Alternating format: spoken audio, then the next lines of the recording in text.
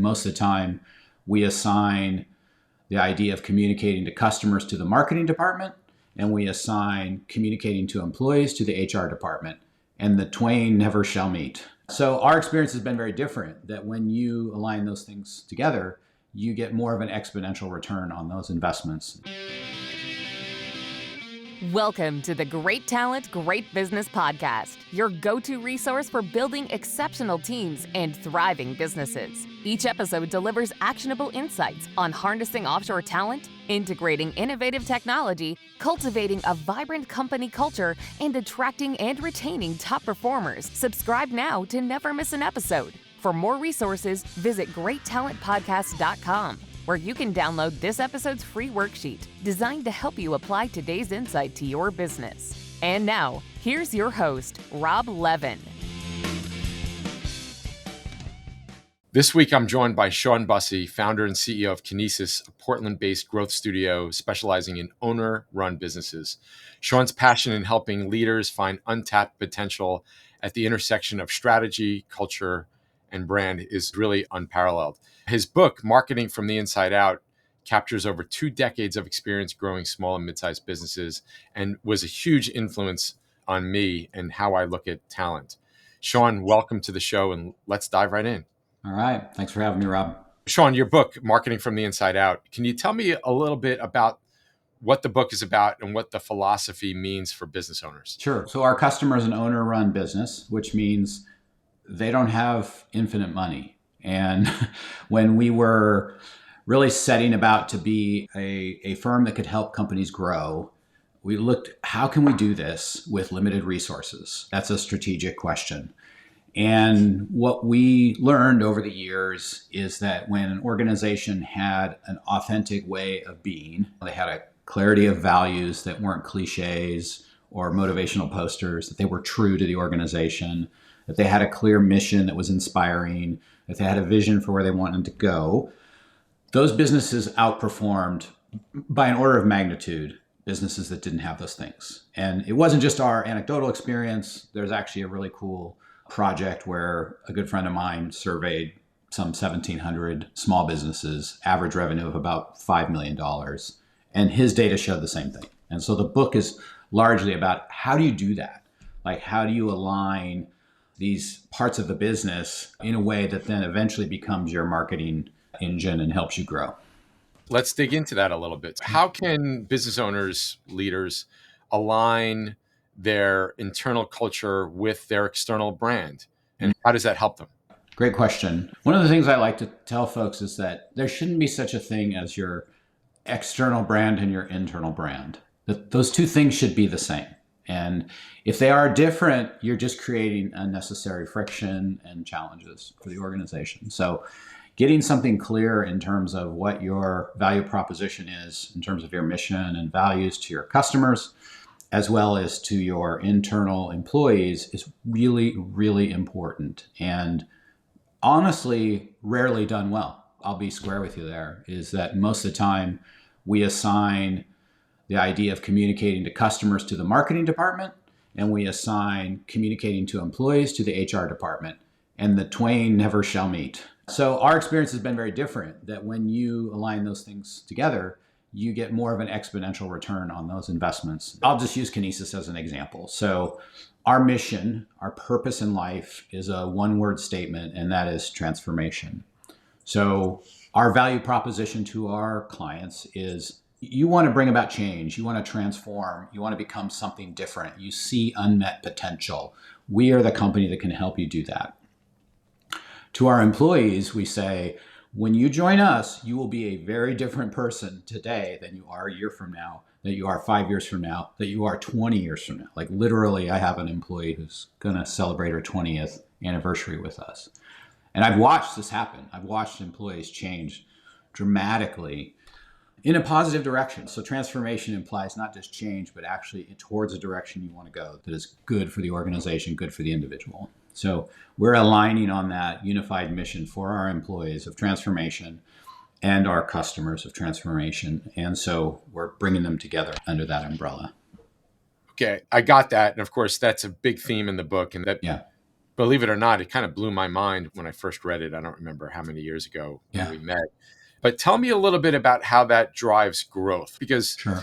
this HR stuff and culture stuff is nice, Shawn, right? But I just want Yeah, to make more money, right? right. So how does this help me make more money? So I came from the ad agency world before I started Kinesis in 2000. As I looked at the ad agency world and I was trying to build Kinesis in kind of a different way, I saw a really dysfunctional universe with high turnover and, kind of incredible, yeah, I would just say kind of chaos within the culture. And my theory of the case was we could be much more economically viable if we weren't fighting the battle of turnover. Because turnover is the greatest hidden cost in an organization you will ever see. Everybody studies it and recognizes it, but very few people actually attack the problem. They make excuses. They say, well, in our industry, it's just the way it is. And in And marketing and advertising, 30 to 40% turnover is not uncommon. it doesn't really show up on your financial statements No, that clearly. there's no line on your P&L that says lame losses for not being able to keep people around. It's hidden. And so then you build all these things to offset that issue. And so my theory that I wanted to test and why I wrote Marketing from the Inside Out was that if we could squeeze down the inefficiency of turnover, because it really is a business inefficiency, right? You're doing something in a poor way, creating problems. There's also a really great academic article on it. Like all of our stuff kind of goes back to some kind of academic research. And customer turnover and employee turnover are two of the big hidden costs that we don't approach very strategically as organizations. I attacked that for Kinesis. I got our turnover rate down to single digits on a multi-year basis, which consequently, wow, our financial health was way outside the norm in the industry. I also attacked customer turnover, and those two things are intimately related.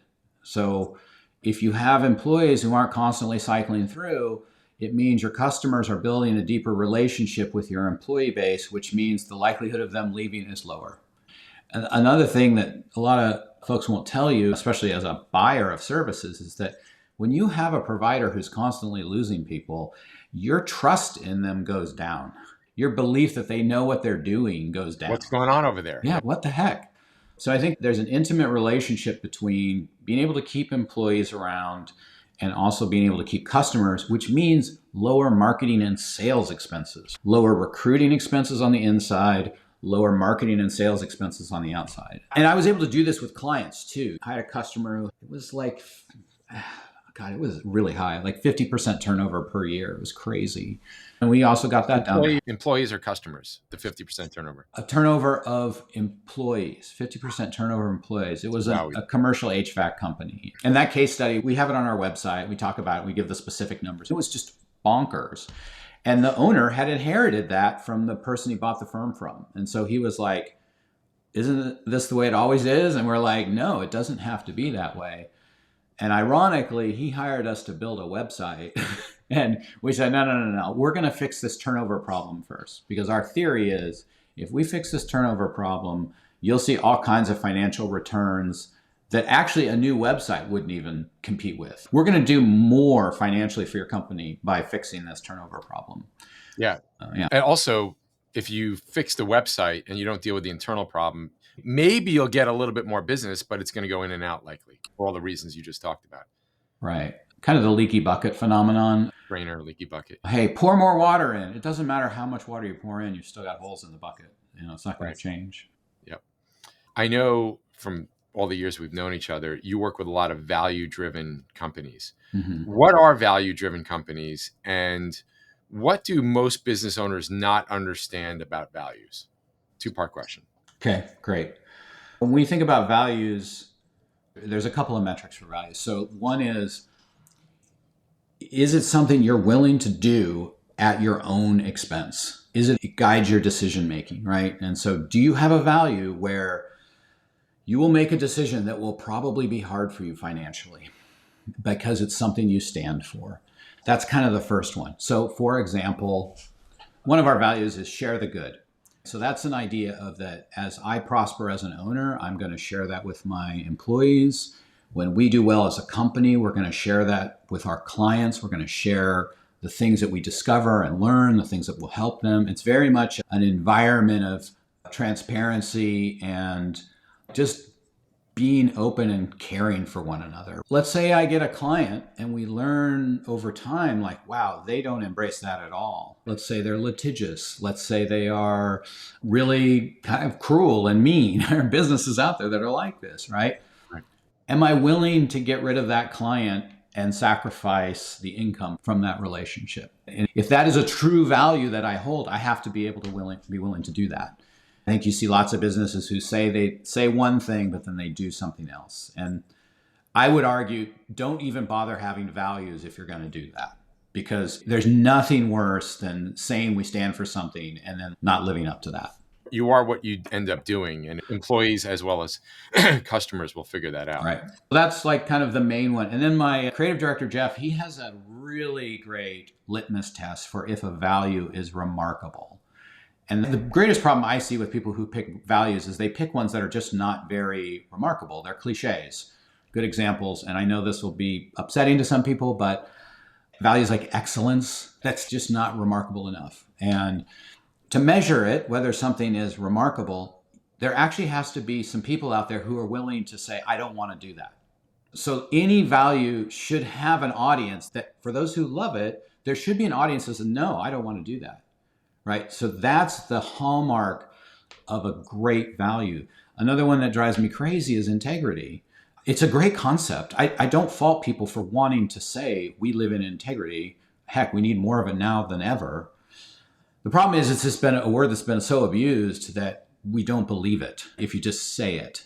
And no one would ever say, I don't subscribe to that value. There needs to be an audience that says to your values, I don't want this. A good example for us, we have this philosophy of build to last. There are plenty of businesses that don't subscribe to that. They're not wrong. They may just say, you know what, we're going to build stuff fast. We're going to ship it quick. It won't have a long life cycle, but then we're going to build the next thing. And that is a totally legit way of working in the world. It's not for me. Yeah. So by having something that people are willing to opt into, but also opt out of, is a really, really important idea of values. I don't think we talk about that in the book, but that's a more recent learning of mine as values have become commonplace. When I wrote Marketing from the Inside Out in 2017, they were starting to gain traction. Today, almost any business I come to says, oh, we have values. So the greater problem now isn't awareness of values and their importance. The greater problem is that most people haven't done the hard work to make them authentic and real in the organization. So if a company has something that you think might be cliche, but they actually live by it, sure, does that change things at all? That's a great sign. And I have met those companies. We work with a lot of family-run businesses or first-generation founders, a lot of very religious business owners. Actually, it's an interesting thing, especially for me. I'm kind of agnostic, but I like those folks because they have a foundation of belief, right? And a layer of compassion and care for those around them. Yep. And so I would rather that they live the thing, even if they don't express it perfectly, than express something and then they aren't living it. Because we can always fix the expression. We can't fix the behavior. Yeah. I can't change that. Great point. Yeah. This episode is brought to you by Work Better Now, your trusted partner for accessing high-performing talent from Latin America. Our clients say that partnering with Work Better Now has transformed their businesses by providing the proactive, reliable, and skilled professionals they need to thrive. For more resources to help your business grow, visit workbetternow.com/eguide. And if you're ready to build your dream team, head to workbetternow.com to schedule your consultation today. As a special thank you to great talent, great business listeners, we're offering $150 off your first 3 months. Just mention great talent during your consult. What role does the owner and or their leadership team have in shaping not only the company strategy, but its workforce and its culture and values as well? Yeah. I think and I have an opinion that's informed very much by the type of business I work with. And I've chosen to work with the owner-run business for a couple reasons. One is they can bring about change. I've worked in corporate America. I've served them. It's a political engine. To be successful in that, you've worked in that space. Yeah, different skill sets It's a altogether. totally different skill set. I do not have that skill set. The skill set I do have, though, is how to build a great process and system for transformation within an owner-run business. And it's my belief that fewer is better, that it's not a design by committee thing, that it should be owner, founder, and maybe like their right hand, maybe one or two other people, but not like 7 or 8 people. Alongside that, I guess, don't go for consensus. No, consensus is terrible. It's Yeah. a terrible tool for being remarkable. Consensus will bring you more close to what everybody else is doing. And that's legit if it's like accounting. I want my accounting to be like everybody else's accounting. You don't want to be exceptional when it comes to No, accounting. I don't want to be remarkable at all in my accounting. Right. Yeah. When we're talking marketing, strategy, and culture, these are areas where actually you want to build something yourself. You want to create something that's remarkable to you. And I think that's done in smaller groups. I think that's done in what I call a studio environment where there's somebody like a Kinesis or maybe a highly valued coach or consultant where you're riffing and creating these ideas together as opposed to relying on a single visionary person to do everything. So I think those kind of things are key to growth and strategy in an owner-run environment. Again, not corporate America. Yeah. Just as a follow-up to that, what do you see some business owners not doing when it comes to culture? They should be doing, of course. What should they be doing? That is a great question. And I think we're in a really weird moment in culture because for a while, think about the Great Resignation. And even before that, it was our employees are our most valuable asset, right? You heard that over and over from corporate America. And now you're hearing from corporate America, our employees are expensive. We're going to fire them. You're lucky to have a job here. And so you see this just like pendulum swing, which makes it inauthentic and unbelievable. Sorry, I just want to cut you off for 1 second. I want everybody to understand that everything you're reading in the media, almost everything, and that includes social media, largely pertains to large businesses. Yeah. Corporate America, as you said. Right. It doesn't necessarily apply to our types of businesses. No. Sorry to cut you off. That's a really important point because none of the owners I know are going through these mass layoffs to increase shareholder profits. They're not doing that. They still see their employees as really important to their organization. So the larger messages have swung all over the place. I just say ignore that stuff. I would say in terms of what they're not doing, here's a couple of thoughts. One is they're leaving it to the domain of HR. And I would suggest that it may or may not be the best play. And the reason I say that is that for a very long time, human resources, even think about the term resources like it's a thing you extract from. Human resources was about compliance and rules and protecting the employer from litigious situations. What I'm arguing is that you need a people-oriented function in your organization that's about creating a culture of acceleration, performance, alignment. And it may not be your current HR team that can do that. So consider that. I think that really exceptional owner-operators can own that. I think they probably should if HR isn't capable. You can hire somebody that's kind of a people champion role that's about coaching and leading and development. I've done that. I'll be honest with you. I'm good at the theoretical. I'm not good in the trenches. To that end, Shawn, what I was thinking is, from my perspective, the owner should have a people and culture strategy. I think either the owner or some visionary in the company. And that's as important, if not more important, than your company strategy, right? Than the strategic part, because it's your people that are going to be doing all the work. Let's see what happens with AI and all that stuff. Put that to the side. Now, you might need HR or somebody else to help figure out, like, all right, how do I do performance management? That's in alignment with my strategy. You might need some help with that. That makes sense. But what's the owner's job? It's to create a vision and a mission that everybody gets excited about and provide the tools and the clarity. And this is how we work. This is our culture. I'm just doubling down really on what you said. Well, you bring up a really good point. Most organizations don't have a people strategy. I would say I did when I started building Kinesis, and that people strategy was, as opposed to the general marketplace of marketing consultants, agencies, et cetera, I'm going to actually cherish people and I am going to build them up and create lots of reasons for them to stay. So my entire people strategy revolved around making that happen. So that informed me doing things like open book management. It informed me doing things like financial education of employees. It informed me doing things like a totally redone hiring process, which is unlike anything in the industry. Many, many things. They are all connected.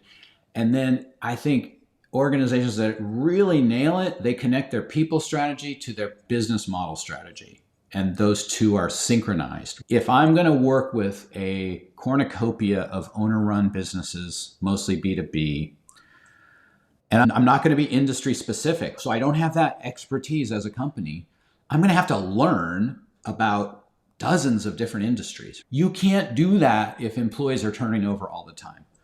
And you can see how like the retention play plays into the business model play, and why I've gone into a marketplace that most agencies won't touch. They won't touch the owner-run businesses. They won't touch industry diversification because they can't hold on to people. And that all kind of ties into the blue ocean approach that I've had to the business model.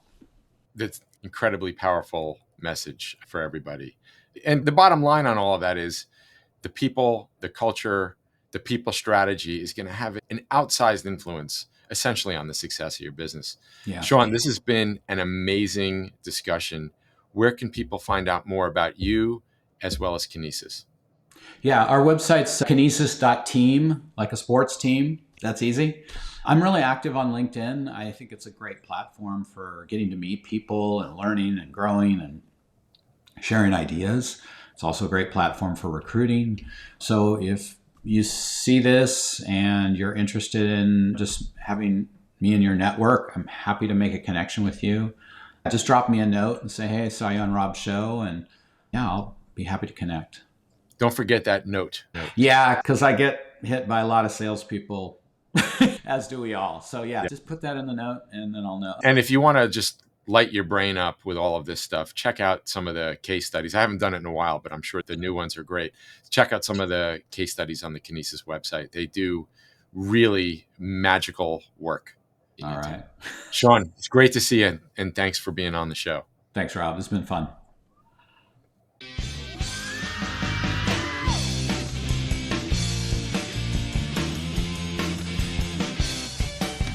Thanks for listening. The Great Talent, Great Business podcast is brought to you by Work Better Now. Don't forget to review, subscribe, and download the worksheet for this episode at the link below. If you'd like to connect with us, you can find us on LinkedIn at Great Talent, Great Business, or visit greattalentpodcast.com.